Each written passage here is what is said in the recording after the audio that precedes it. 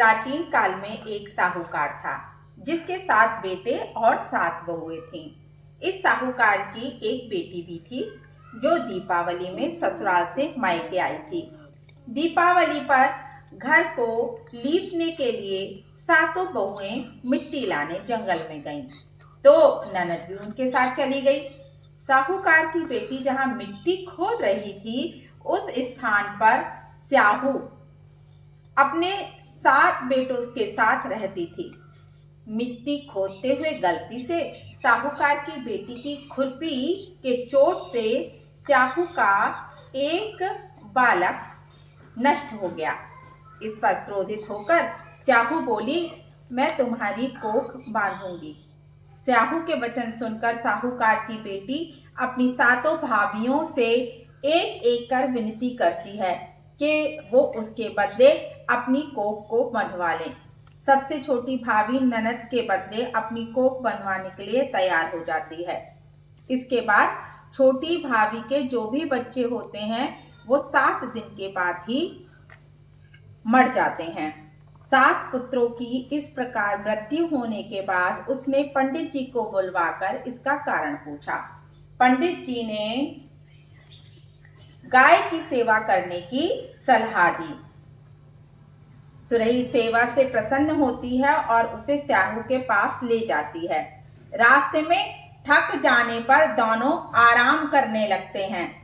अचानक साहूकार की छोटी बहू की नजर एक ओर जाती है। वो देखती हैं कि एक सांप गरुड़ पंखनी के बच्चे को डसने जा रहा है और वो सांप को मार देती है। इतने में गरुड़ पंखनी वहां आ जाती है और खून बिखरा हुआ देखकर उसे लगता है कि छोटी बहू ने उसके बच्चे को मारा है। इस पर वो छोटी बहू को चोंच मारना शुरू कर देती है। छोटी बहू इस पर कहती है उसने तो उसके बच्चे की जान बचाई है।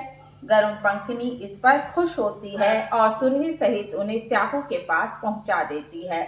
वहां स्याहू छोटी बहू की सेवा से प्रसन्न होकर उन्हें 7 पुत्र और 7 बहू होने का आशीर्वाद देती है।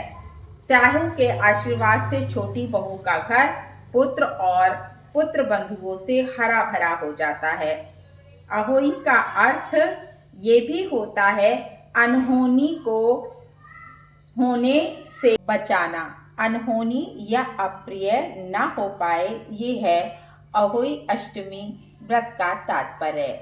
महिलाएं अपनी संतान की लंबी आयु के लिए पूरे दिन निर्जला व्रत रखती हैं। रात्रि में तारे देखकर व्रत खोलती हैं। ये त्योहार प्रमुख रूप से उत्तर भारत में मनाया जाता है। अहोई अष्टमी देवी अहोई को समर्पित त्योहार है, जिन्हें अहोई माता के नाम से जाना जाता है। महिलाएं अपनी संतानों की लंबी आयु और परिवार की सुख समृद्धि के लिए माता अहोई, भगवान शिव शंकर और माता पार्वती की पूजा अर्चना करती हैं। बोलो अहोई मैया की जय।